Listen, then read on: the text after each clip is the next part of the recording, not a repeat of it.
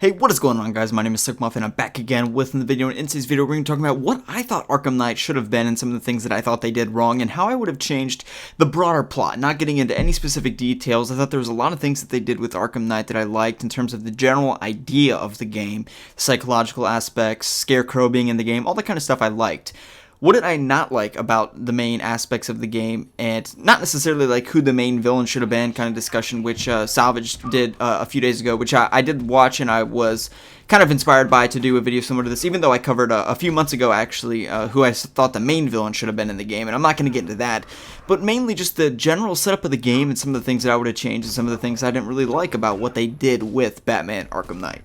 This was a question that I was posed to on Twitter by, I can't exactly remember who, I'll put the tweet up on the screen if I can find it, but somebody asked me, what would you have changed about Batman Arkham Knight? This is a very general question. I mean, what would you have changed? And to me, I think one of the main things that I would have changed is actually made the game what it was promoted to be in the campaign trailers and all that kind of thing.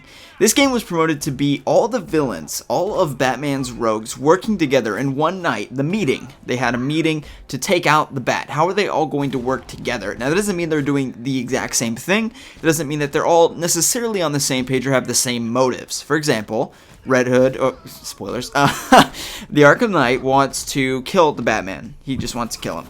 Scarecrow wants to demoralize Batman. He wants to disintegrate him back to a earthly existence, you know, kind of destroy the motif of the Batman as a figure.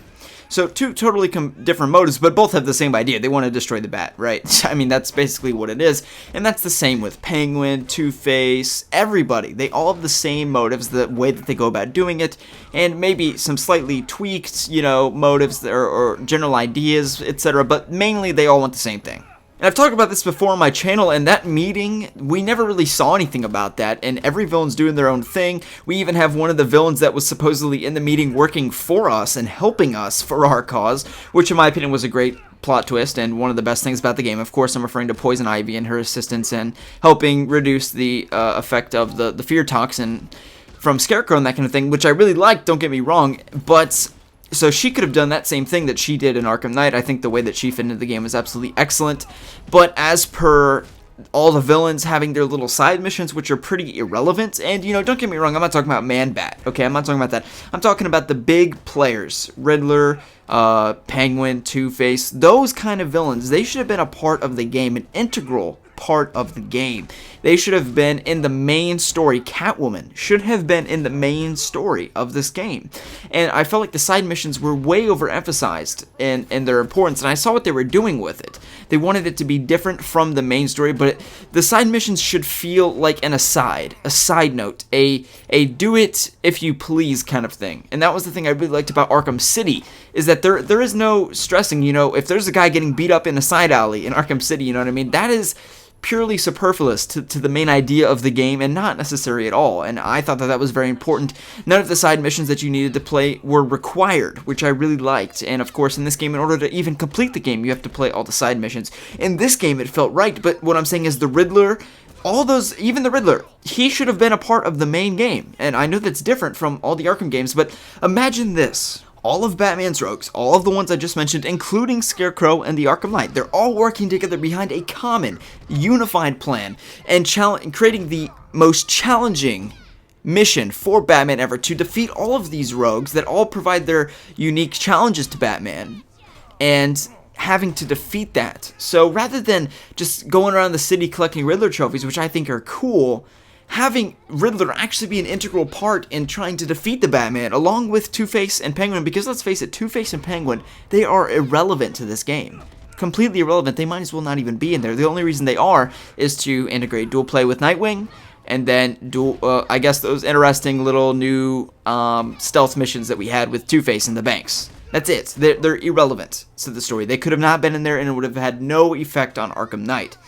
So I think to have all the villains actually working together in a unified effort, that would create the climactic challenge that would really provide a challenge to Batman, more so than we've ever had before, because ultimately the only real challenge that Batman faced in this game was the sheer quantity of forces that he was up against. In other words, the Arkham Knight, Scarecrow, they didn't really actually provide an intellectual or physical challenge to Batman. Neither of them did. We never really saw the physical, strength of the Arkham Knight going up against the Batman, which, again, the game was kind of promoted to show that.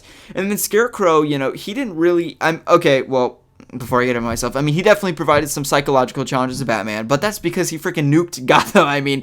For obvious reasons that happened, but ultimately I think you get what I'm saying. The villains, they didn't seem together, and it didn't seem to really be the ultimate climactic challenge to Batman, and that's one of the things that I thought they showed so great in The Dark Knight Rises, is that, the challenge that Batman faced with Bane and Bane's army was incredibly strong, and I thought that they did an excellent job at showing that this was the hardest challenge that Batman faced amongst all the other games that he played, the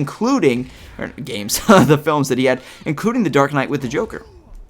So anyway, guys, let me know what you thought about this commentary. Do you think that in Batman Arkham Knight, all the villains should have been unified in one effort to take down the Bat and provide the hardest challenge that he's ever faced? Or do you like the way they did it, and they've done in all the previous games, where they focus on one, maybe two main villains, and then all the other villains are in the side missions?